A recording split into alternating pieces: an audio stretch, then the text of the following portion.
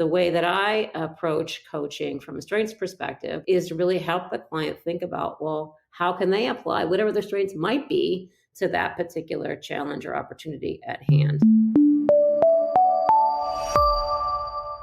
Welcome to the Coaching Revealed podcast series. I'm one of your hosts, Austin Matzelle. In today's episode, I'm joined by fellow podcast host Emily Terrani as we interview Colleen Boselli, an executive coach with 25 years of experience as a leader and coach who specializes in a strengths-based approach. Colleen details how to coach with a strengths-based approach, working with both individuals and teams.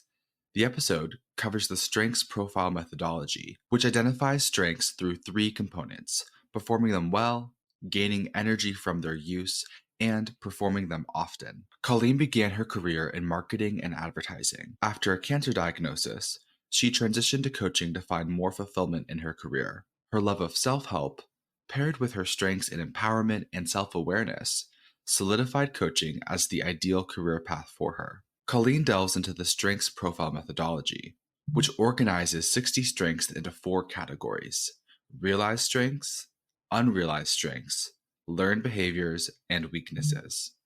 By understanding these categories, individuals can harness their strengths to achieve personal and professional growth. Colleen shares how individuals can work with their strengths as individuals, within teams, and how to respond if their strengths change. As a coach, Colleen discusses her passion for the strengths-based approach, emphasizing the strengths-based research that shows layering 4 strengths can help individuals access flow states in their work. By developing awareness of one's own strengths, individuals can better harness their skills and tap into their realized strengths to make tasks more meaningful. Thanks for tuning into Coaching Revealed. Let's get started.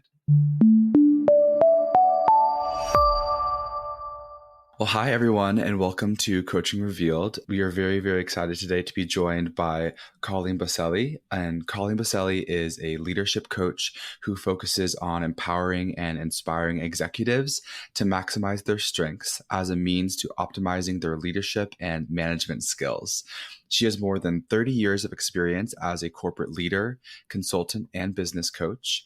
And Colleen has worked with executives in a wide range of industries, delivering customized coaching, team facilitation, webinars, and motivational talks for clients. This has been across US, Europe, and Asia. She has a thriving executive coaching practice since 2001, and in recent years, she has shifted her focus to support nonprofit organizations with coaching and team facilitation. Colleen has a degree in speech communication and a business coaching accreditation from London-based Myler Campbell, and she is credentialed by Capfinity with the Strengths Profile Assessment, and she has worked collaboratively with this UK organization since 2009.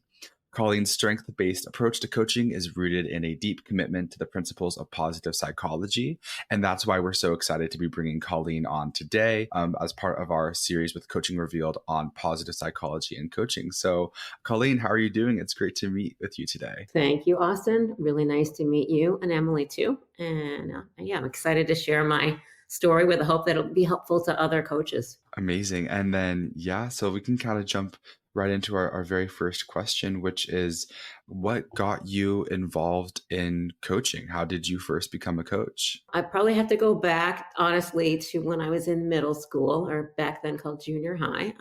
I fell in love with self-help at that age. And I grew up in Ohio. I had a little banana seed bike, and I would jump on my bike on the summer holiday, vacation days, stop at the candy store on my way to the local library.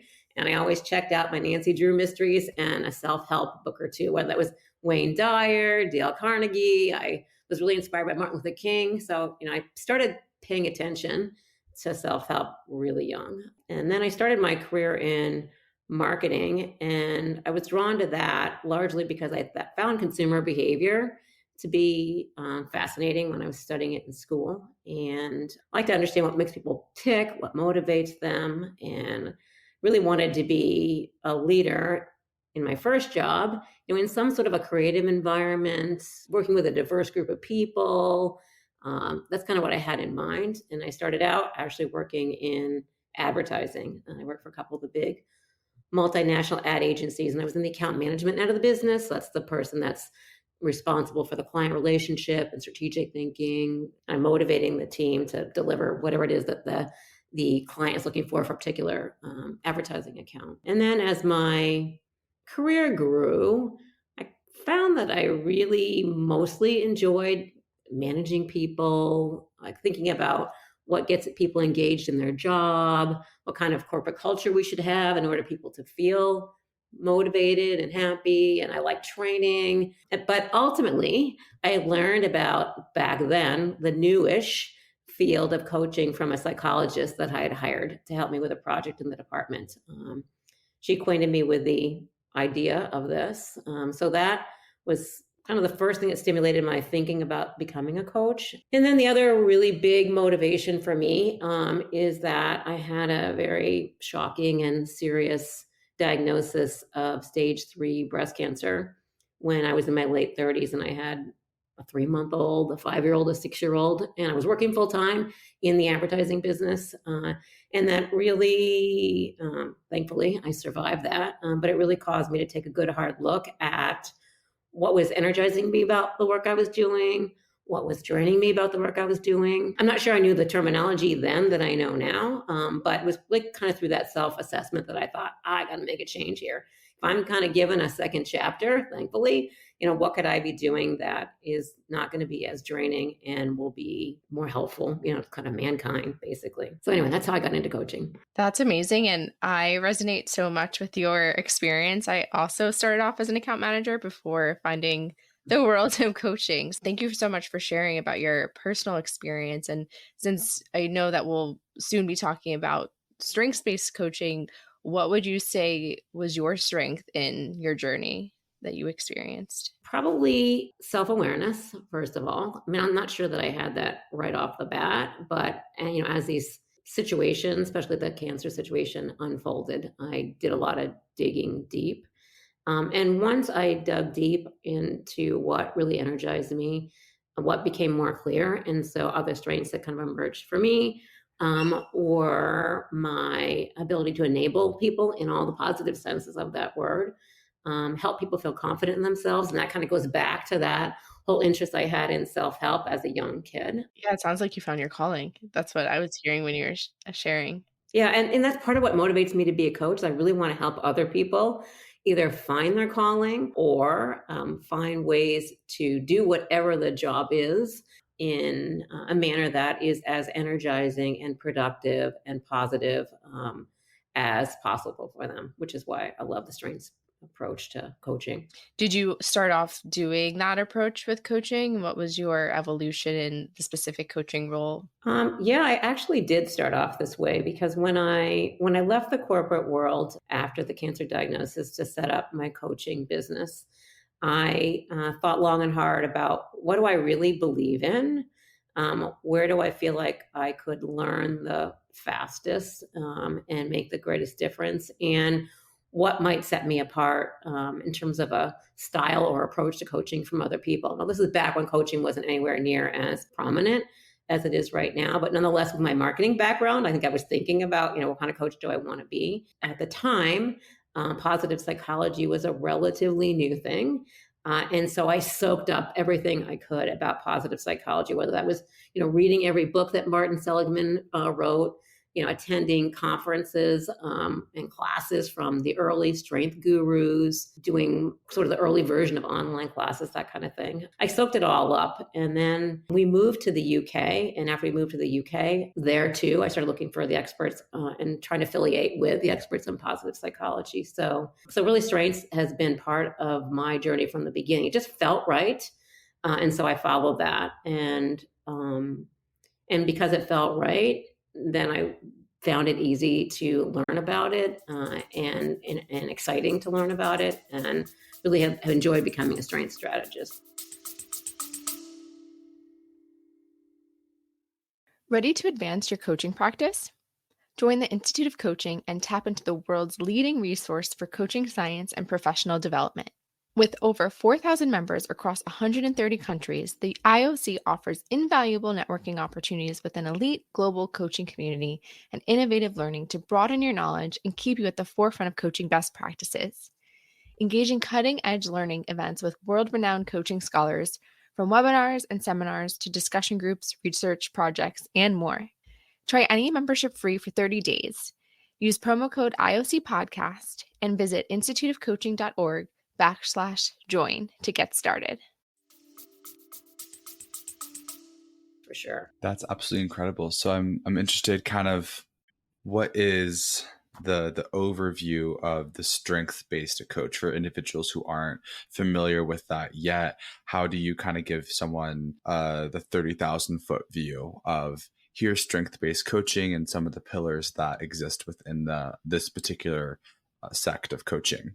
Okay, great question. Because I really want to help other people have the knowledge that I have, because I feel like it's so helpful. I kind of break that down into two parts. Part one is thinking about working with a client, how to help them identify their strengths, which I'll detail in a moment. And the second part is then how do they leverage those strengths to address whatever the coaching goals are. In terms of identifying their strengths, there's really two ways to do that.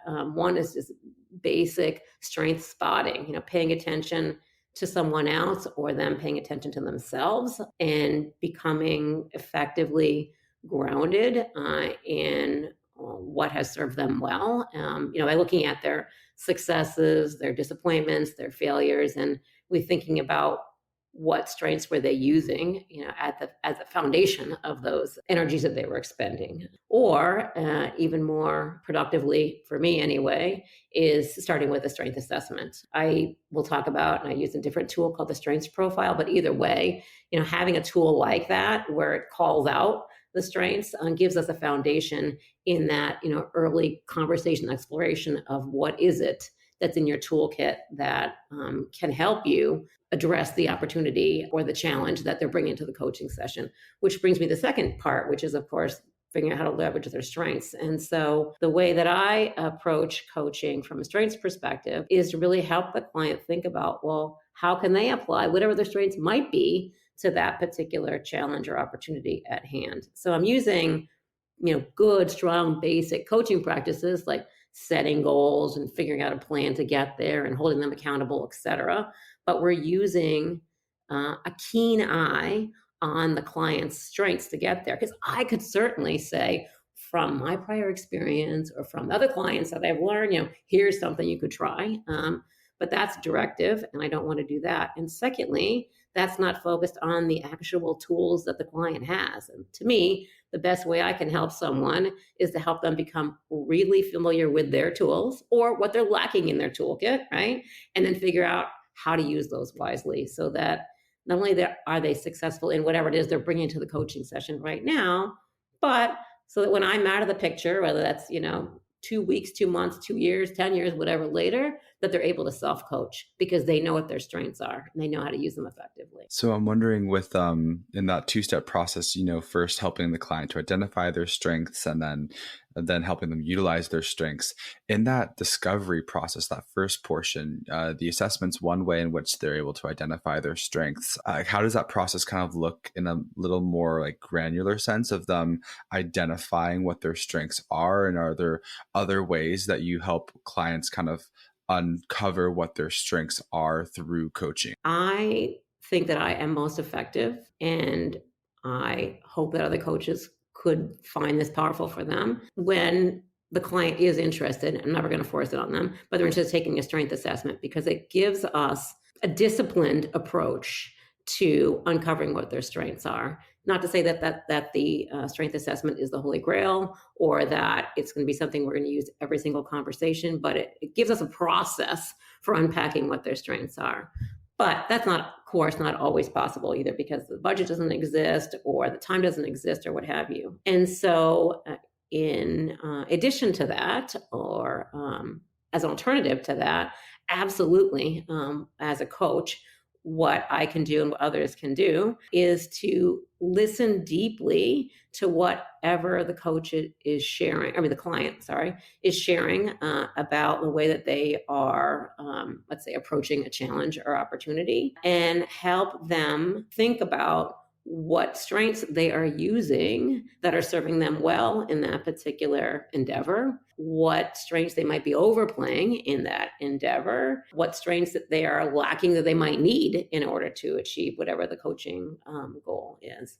But again, if you have an assessment or even a list of strengths that you can refer to or the client can refer to, that helps ensure that the strengths-based approach is as comprehensive and as granular as possible. Do you market yourself as a strengths-based coach? Do your clients know when they're starting the engagement? Well, the name of my company is Strength Catalyst Partners. I decided a long time ago that I could be most effective if I'm my most authentic self and I offer what I do best. And so that's why I decided to brand myself that way.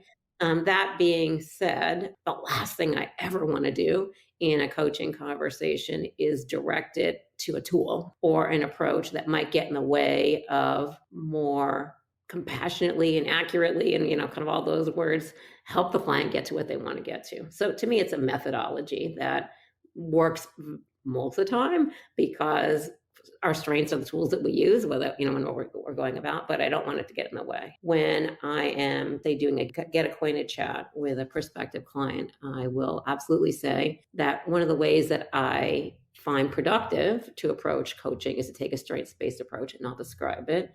And I will say that is probably the best way to get the most value from me. If you want to work with me and my skill set, that is where I'm going to be able to add the most value. And I will explain, and I usually ask, well, what's the benefits to that? So I will talk about the benefits of taking a strengths-based approach. So yes, I'm forthright about that because I'm passionate about it and feel like I have thousands of, examples that I could share where I feel like it's been helpful. We'd love to hear one of those examples. Do you have a fun or impactful story you could share from one of your clients? Well, one of the most common coaching topics that I get, and maybe you get something similar in your coach engagements too, Emily, is someone coming to the coaching session saying, oh, this person is driving me crazy, and I'm really having a hard time interacting with them, and et cetera, et cetera. And I can think of one situation where I was working with two different executives in an organization, both of whom had very much success in their leadership and management within their roles,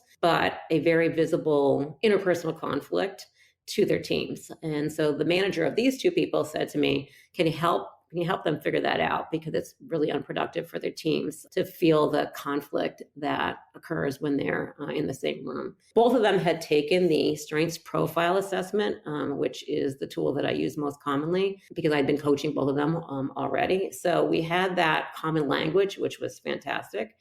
So in this particular case, I thought, all right, well, how can I help them have a conversation about the sources of their conflict such that they'd understand it better, they'd understand and maybe appreciate each other better, and then feel more clear on a productive way forward. So in this case, I said to each of them, what do you think about having a meeting with the other person? Why don't you bring your strengths profile assessment to the conversation so we can ground it in talking about your strengths? And why don't we even meet at the Starbucks, kind of a neutral territory. And it was so productive because I was able to help them have a conversation about how they felt confident and successful with each of their strengths. So they each kind of shared that.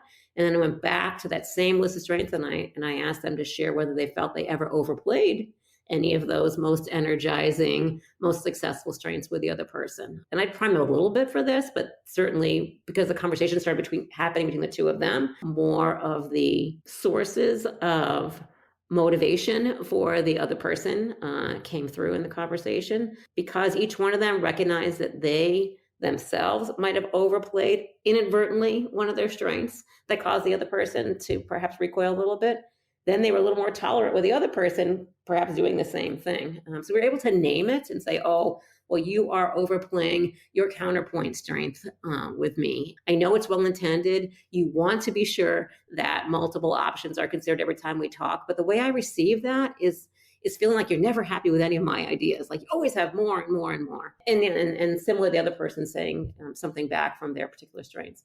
Then we went back to the strengths profile, kind of the strengths toolkit and said, all right, well, what strengths could you be using instead or more frequently than the two strengths that each of you have that are causing the conflict, so that you could approach each other also from strengths that make you feel confident and give you energy, but from a different way. I often say to clients, if you identify a strength that you might be overplaying in a particular situation, it's hard not to show up with that strength, whether it's being a great planner or an organizer or having creative thoughts or being mindful of rules, whatever. We all have our styles of approaching life and our work.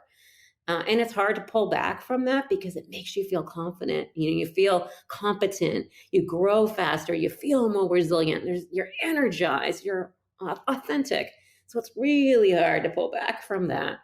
But because we're all have a number of strengths, we can take our foot off the gas on a strength or two or three. We might be overplaying a particular situation if we simultaneously put our foot down on the gas on another one or multiple of our strengths that also help us feel confident and energized and capable and, able to grow, etc. So that's why I firmly believe that a strength-based approach makes sense, because we have a lot of tools in our whole toolkit, and it's really all about thinking about what is the challenge or opportunity I'm trying to address? What are the tools in my toolkit? Right? What are the strengths that I have?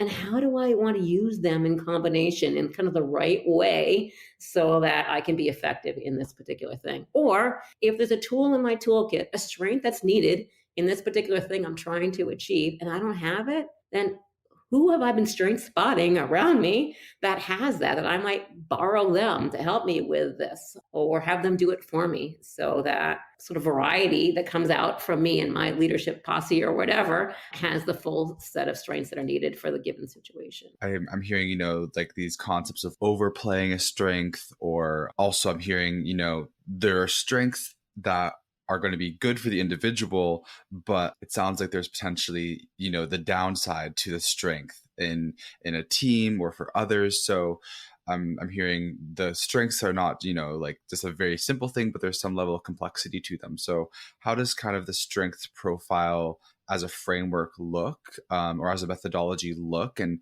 how do you explain this methodology to your clients when you're going through it? The strengths profile is an assessment. Actually, it comes from a company in the UK that I got to know when I moved over to London and was looking for the experts in positive psychology there. And they define a strength as something that has three parts.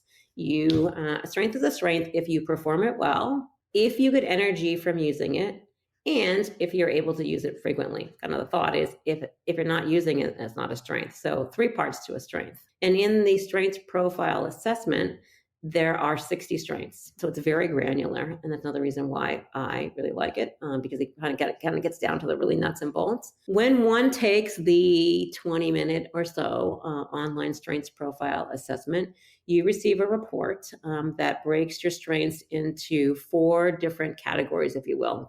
They express them in quadrants. So among the group of 60 strengths, one subset of the 60 for each one of us are our realized strengths. So those are, of the 60, whatever the number might be, 2, 10, 25, whatever, of the 60, which ones are you performing well in your mind, self-assessment, performing well, getting energy from, and able to use frequently, realized strengths. A separate subset within the strengths profile for you and all of us are called unrealized strengths. Again, could be whatever quantity of the 60. And these are the strengths for which you responded to the assessment and you said, I perform this strength well, I get energy from it, but not using it as much. Hence the label unrealized strengths. Maybe you're not using it because you're not thinking about it. Maybe you don't have the opportunity, but either way, if a strength you have, you get energy from, to me, it's a missed opportunity if you're not using it. So I'm always going to look at the unrealized strengths with someone. A third subset of the 60 are called learned behaviors. And a learned behavior is sort of a strength from the standpoint that it is, again, an area where you rated yourself strong in performance, but you rated it low in energy. So basically, they're draining strengths. We all have strengths that give us energy, like these realized and unrealized strengths, but we also all have strengths that no matter how many compliments you get, promotion, pay raise, whatever, it's like, I don't really love doing that. And that's kind of what falls into this learned behavior quadrant. So some of the 60 are learned behaviors.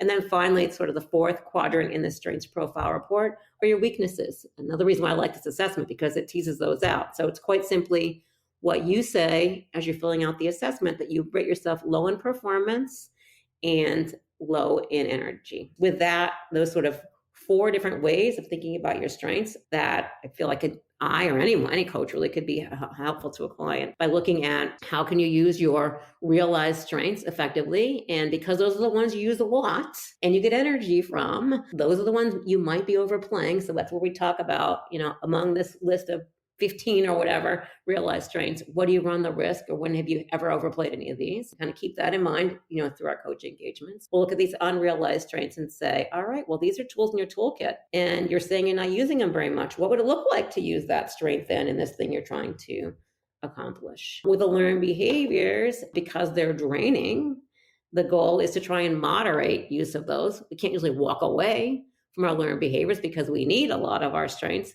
And let's just say being in the spotlight is something that a lot of people are, moderately good at, but drained by. So it very commonly falls in this learned behavior category. But sometimes you've got to make a presentation.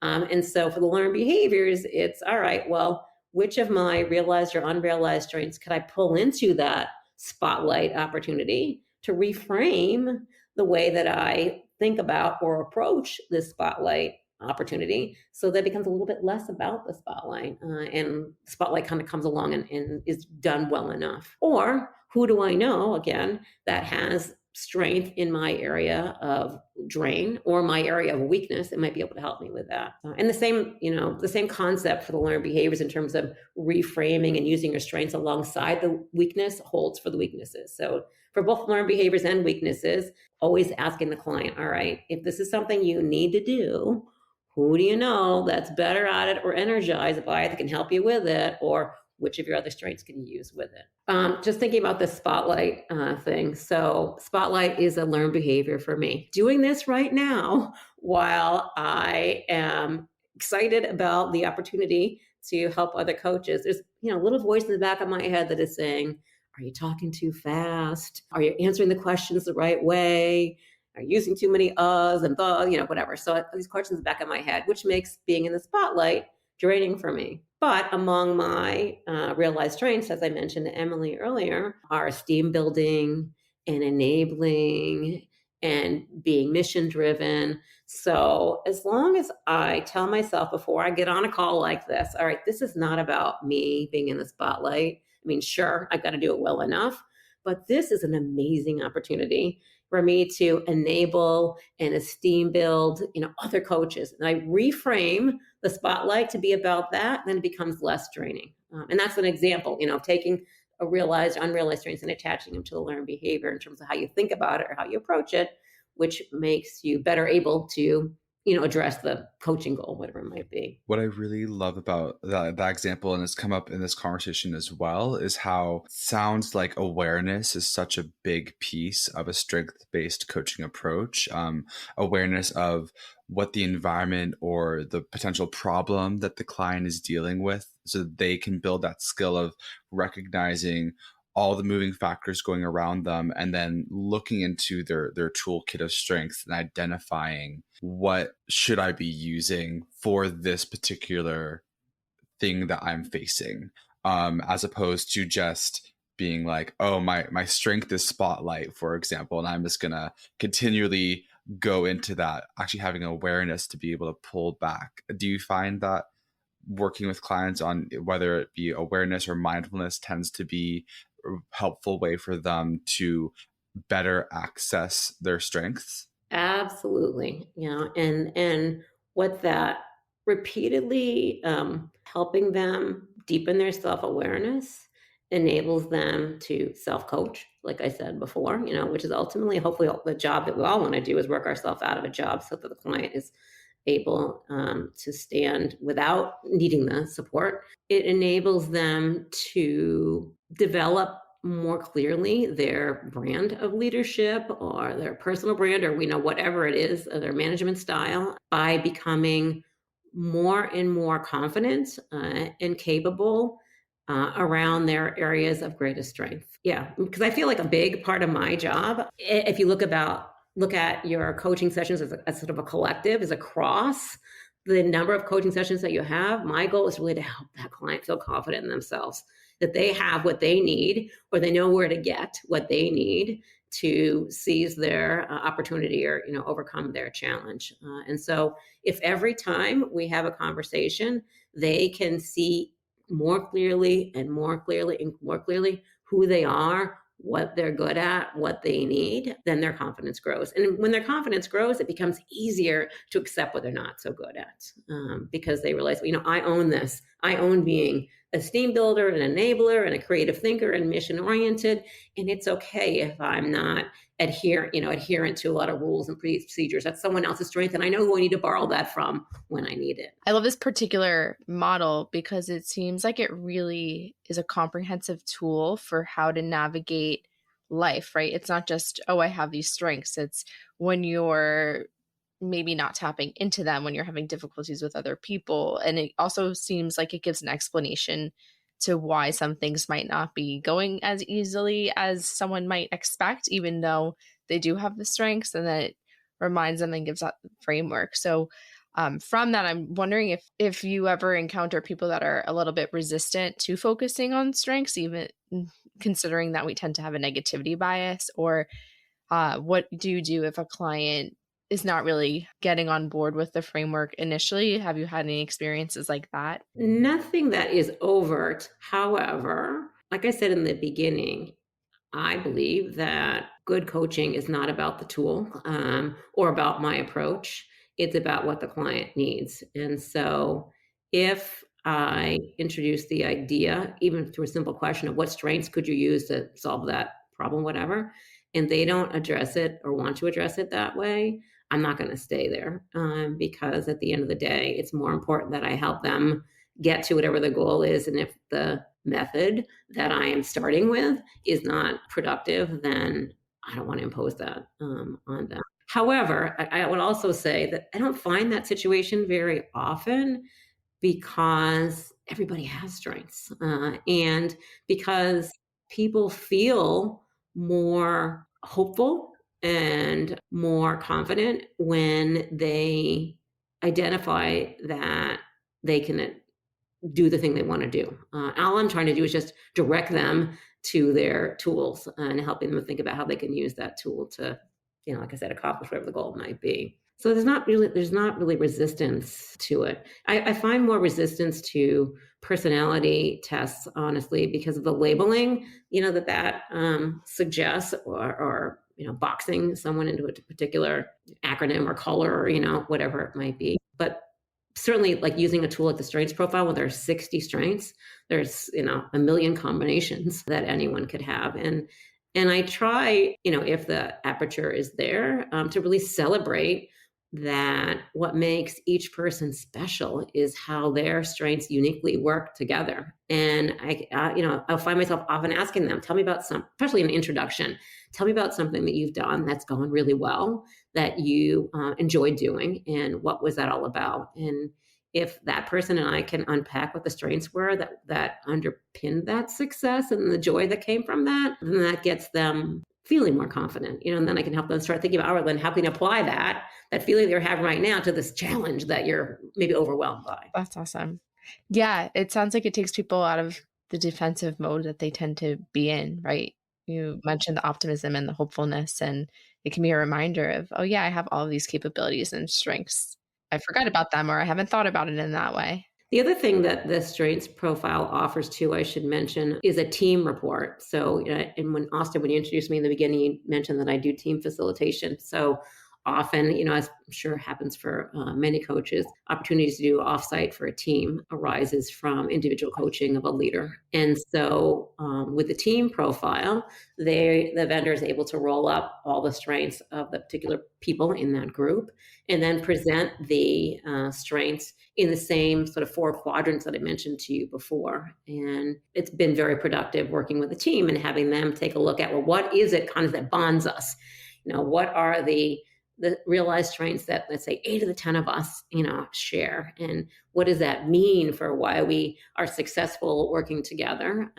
What does that mean maybe if we overplay those, because so many of us have that? And is that why, if 8 of the 10 of us has counterpoint as a strength, is that why every time we have a team meeting, we can never seem to get it done on time? People are always offering counterpoints. And all right, now that we're aware that that's kind of what is, causing that particular challenge, then who has time optimizer among the 10 of us as a strength that can really help keep the meetings on time? So it's just kind of the same kind of thing with going down to the fundamentals of what are the tools that each of the team members are bringing together, and how can we collectively use those better to address the goals or be more resilient, or, whatever the opportunity or challenge might be. I just wanted to point out that at the very beginning, when you were sharing how you got into coaching, that you stated one of your passions was to help culture. So I can see how you're doing that by having this assessment at the team level. Well, that makes me think of something I said to Austin before we started today. And I was telling you, Austin, that one of the things we could talk about is the value of recognizing that our strengths change. So I have a number of clients, one in my head right now, where the team has retaken the strengths profile assessment, some people up to 10 times. Like, we've done it at offsite 10 years in a row, and they retake it every year. And the reason they do that is because our strengths do change. Like, if a strength in your mind, like my mind, is something that you perform well, get energy from, and are using, then the use piece alone is going to cause some shifts in your strengths, because the project that you were doing a year ago, is not the same project you're working on now, or the people with whom you're working, or you had a child, or whatever. The context in which you're living and working has changed. And so certainly your strengths, something that energized you before, might be draining now, something that you weren't able to use before, now you can use, etc. And so it's important to relook at your strengths on a periodic, I'd say at least once a year basis. And if you are going to approach your coaching, or if you're the client, you're going to approach your business or your life from a strengths perspective, then it's important to be timely, and accurate with how you are, with what you're looking at in terms of your toolkit. Yeah, absolutely. And so I love how also practical it is when you get into the team dynamic of all these people who have their strengths. And I'm going to tie this into the strengths changing question as well. So you have, a team, and a lot of people are into counterpoints, for example, and then someone has that more like they're good at helping get everyone focused in on time.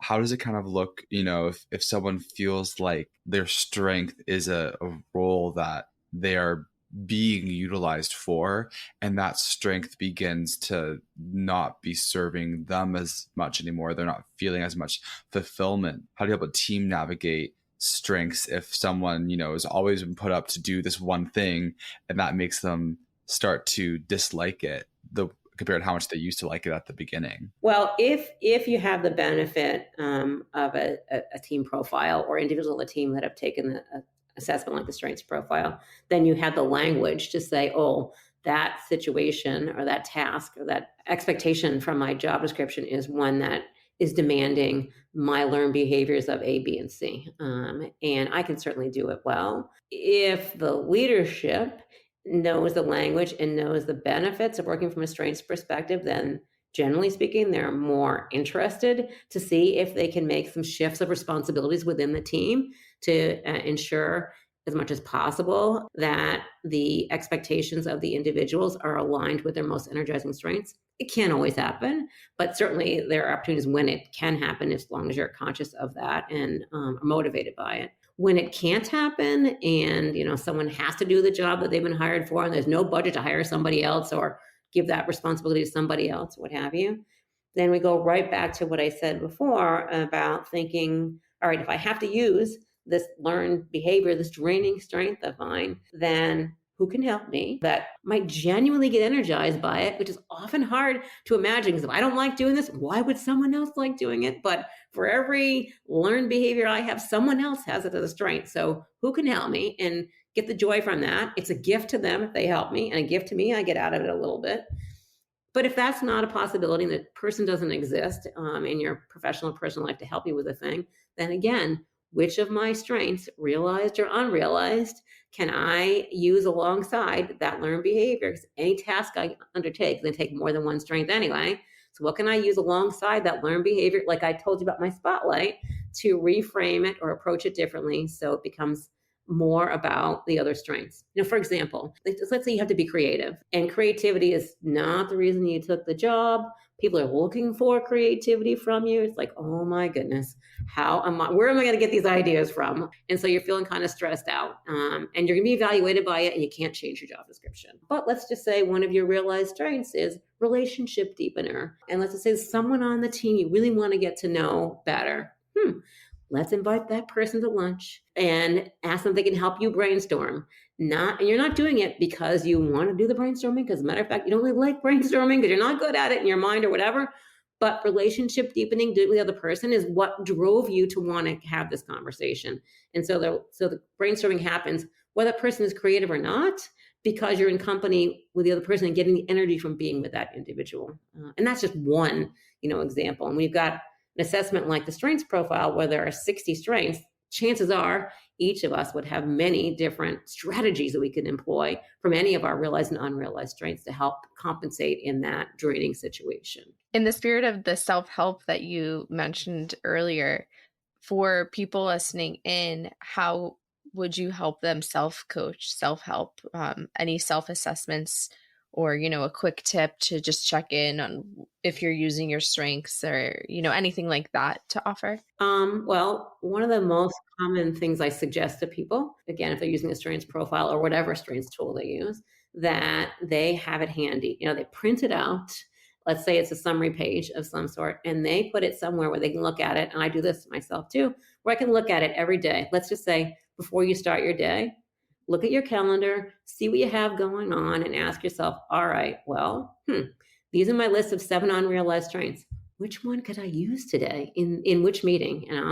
Because then I am showing up with a different strength of mine, testing my ability, learning something more with that strength, or what strength I have to be careful not to overplay, in this particular person, in this particular meeting. So reflecting and setting intentions in the morning, looking at your strengths, is one great way, I think, to do what you're asking me. Or working from kind of the same page. Maybe at the end of the day, you just take a quick reflection. People are busy. A minute or two, you ask yourself, you're driving home, you ask yourself, all right, well, what went really well today? Let me think about that. It was the thing I did this afternoon at 2. Well, why did that go well? Let me take a quick look at my strengths. Oh, it went well because I got to use this one, this one, this one, and this one. Or it didn't go well. Oh, I never got a chance to use this blah, blah, blah strength of mine. And that would have been such an asset. And so I'm frustrated by that. Or I had to use several learned behaviors, or my weakness was exposed. And again, just paying attention to all of that, back to what you said before, Austin, it deepens your self-awareness, and it makes you better able to be intentional the next day and more confident again at what you're good at. If someone's coming from a place where they're, experiencing stress, anxiety, depression, other negative affected emotions, by zeroing in on their strengths, so they're able to then kind of look at their tool belt and say, well, I'm feeling this way. Let me try considering how this strength could help me feel a little bit better in this moment. Absolutely. Yes. Another major reason why I like this approach. Because even when people feel like their hands are tied, or they've tried everything, as soon as we can identify a or multiple strengths that they have, either again through an assessment or through looking from a strengths lens at what they've done in the past that's been successful, as soon as we can identify the tools that they have some level of confidence in, then the hope begins.